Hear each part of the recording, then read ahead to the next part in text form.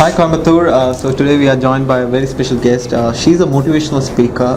Her name is Catherine Malloy, and she's all the way from Australia here in Coimbatore to teach us how to win business. So hi Catherine, how are you? I'm well, how are you? Good, Catherine. So you are from Australia, if I'm not wrong, and you are in real estate business. So how did you enter soft skills training? Oh, very good.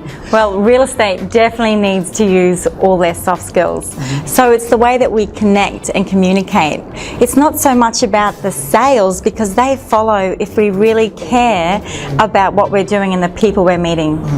So like how did you identify these soft skills, and did you undergo any kind of training, or did you just picked it up from your business? So when I was 19, I used to travel a lot, and I went to a lot of third world countries, and in those days Bali was one of them. And while I was there, I noticed that they could sell this to you for $5, to someone else for 10, and to someone else for 20. So I sat back and started to think, how do they tell what price to put on it? And they do a handshake with everybody. So I watched, and then I started to learn that sales was a dance, and everything comes through our body, and it's the giving and receiving of information. So I went back home, and by the age of 22, I'd studied body language for 3 years through Westpac. We were watching all the tapes, and I was the top salesperson nationally by the age of 22 for Westpac. So then they took me into their training department to train people in product knowledge and customer service, because for me it all comes through our own attitude, and attitude can't be taught, but we can work on it, and that's what I do. Alright, so you're a motivational speaker, so how do you keep yourself motivated? How do you don't go down? That's interesting. Unfortunately, or fortunately, I'm a lot older than you, which means I've had a lot of practice and I've done a lot of training. I've done my master's in neuro-linguistic programming. I've got all my leadership and management degrees and certificates in business. I ran a large training company with 36 trainers around Australia, and then I started to take my training internationally, and that's where my passion is. So I found out the world is just all our neighbours and all our friends, and I learn every day from every person I meet. I'm naturally a positive person. Lots of things have happened in my life, don't get me wrong.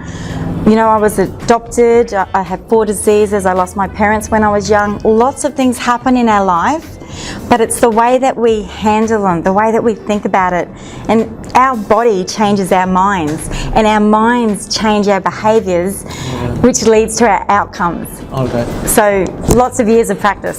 So you're an international speaker, so, and you are basically from Australia. So how do you think body language differs from countries, or does culture influence, and how do you adapt it into your talks? Great question. So it's very, very interesting, because there's only 6 facial expressions recognized worldwide. So body language can be very different. Our signals can be very different. And so you need to be culturally aware going into a country so you don't do the wrong signals and offend people. But more important than that is our behaviour styles, and I love working with our behaviour styles, because once we understand how we behave, then we understand our domino effect. So that affects our action, reaction, or lack of action. And this is worldwide. Our behaviours are exactly the same worldwide. We're either dominant, or we're influential, or we're steady and quiet and reserved, or we're compliant and we understand our facts and figures. So when we take away verbal and non-verbal language, our raw behaviour styles of people are exactly the same. So it means I can work anywhere, I can export anywhere, I can train anywhere.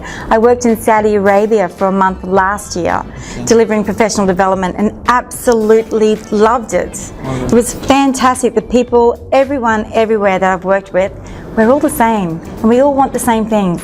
We want shelter, we want health, we want happiness, we want our children to be looked after. We're human beings and we're next door neighbours.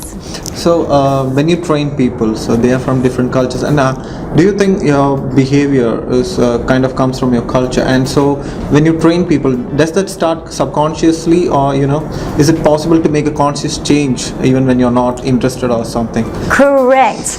I'm glad you mentioned the word conscious. We developed the Conscious Connection Framework 2 years ago, and this year it won an Asia Pacific Award in Japan in May for one of the best new products, and it's the Conscious Connection Framework. And exactly what you said, we need to be conscious.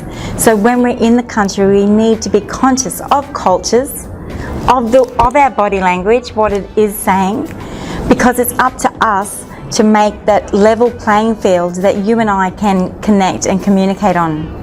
So as a communication expert, so whenever you meet a person, do you start judging them, or do you just walk in?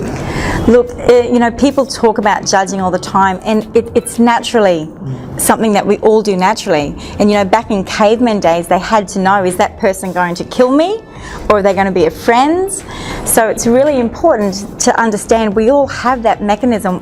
A lot of us just don't use it well.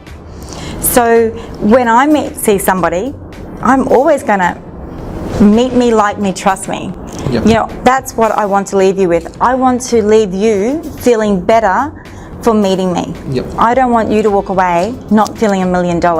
So I don't think about that I'm judging or perceiving anything. I just want to know you, and you tell me through your body so many signals, because 55 to 80% of what you say is non-verbal.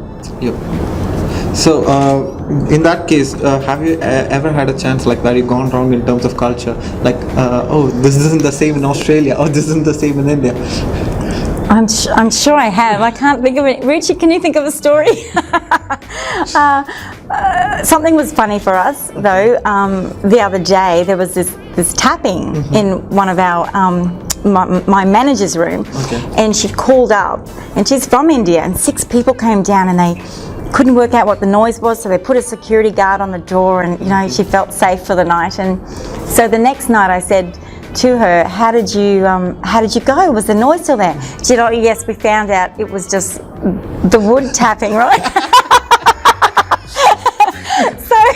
So I said, did you put a pillow between it so it didn't tap anymore? Oh. And she said, oh no, I just knew it was that, so it was okay. So we think differently, because I would have wanted to stop the noise from banging, right?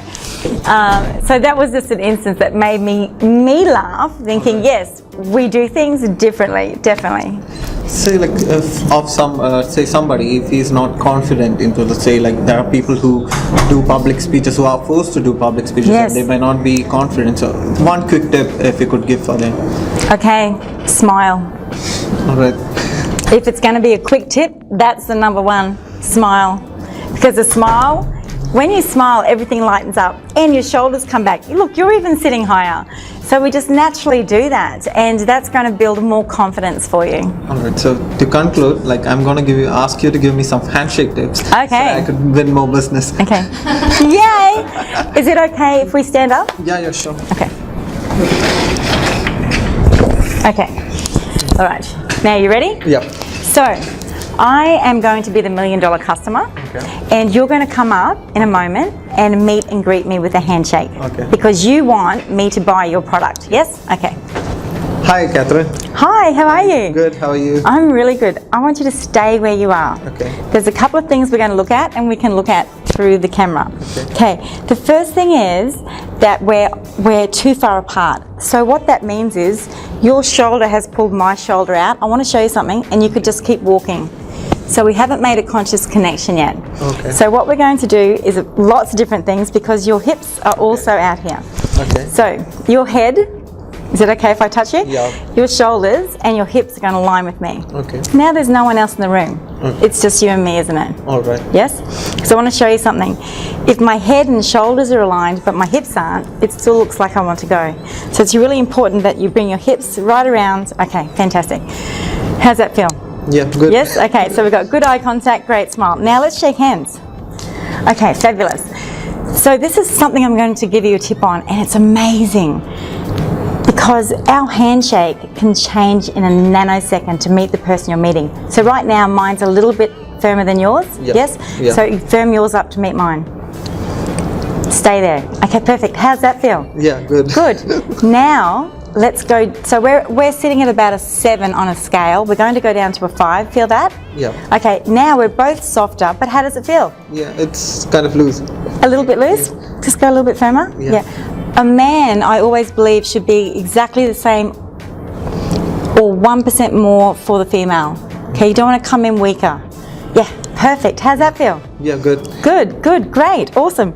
So that would be my biggest tip for you is you're still a little bit out of alignment. Okay. Awesome, because I know you probably want to say hi to the camera, you're used to that.